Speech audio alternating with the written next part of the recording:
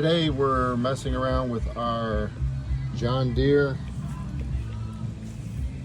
625i. I believe it's a 2012, has a V-twin in it, and the issue has been really erratic idling up and down. It's only got 200 hours on it, and it was running pretty darn good for a while. We got it used, ran good, but after a few hours on it, it started fouling plugs. Changed plugs a couple times, just figured it had some bad gas in it or bad injector plugged up or something, but that wasn't the issue. Ran a full tank of gas through it, started fouling plugs again, and so I've changed the plugs twice. This will be the third time, and on the second time we changed the plugs, it fouled them immediately. So pulled them out. It looks like it's been running really rich. Once you get it up to speed, once you get past the idle point, the thing ran perfect. Anyway, I got to read a lot of different opinions, I guess, and the one opinion that kept coming up that you had to either take it to a John Deere dealer or replace the throttle body assembly, which seemed pretty darn odd to me that would happen.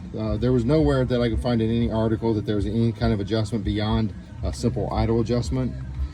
There's a couple of them there. I got to poking around a little bit more, and I could see these two little units here actually have an adjusting plate on them. So the adjusting plate is on both of them, and to get to them, to adjust them, you have to have a Torx head that's a security Torx head, which you can pick them up at about any tool store, whether that be, Amazon, of course, has everything and gets to you quick, or Harbor Freight if you got one in your neighborhood. Anyway, so I'm going to tell you what I did and see if this helps you out. It definitely helped us out and saved us a lot of money. That throttle body assembly is from the factory, I think it's like $1,100, and of course you can find used ones, but who knows what you're dealing with there. Anyway, here's the tools I got. 8mm wrench, small ratchet for the Torx head, and a Phillips.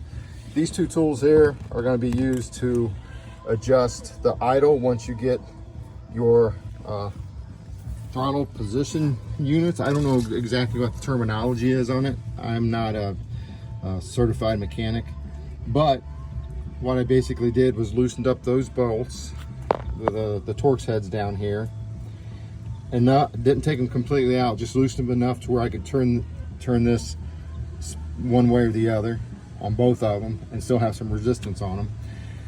And so I played around with that a little bit. Then I had to adjust the idle. So it was basically a combination of a couple different adjustments.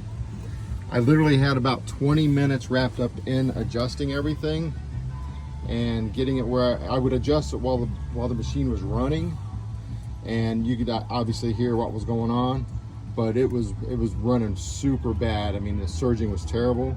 Now that we've got the pieces and parts adjusted where we think it should be, we'll fire it up. Fires right up now. Idle's really good. Has good power.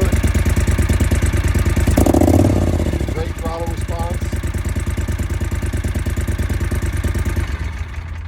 And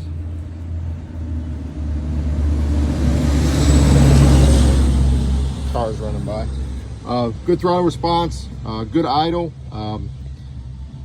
don't overheat or anything.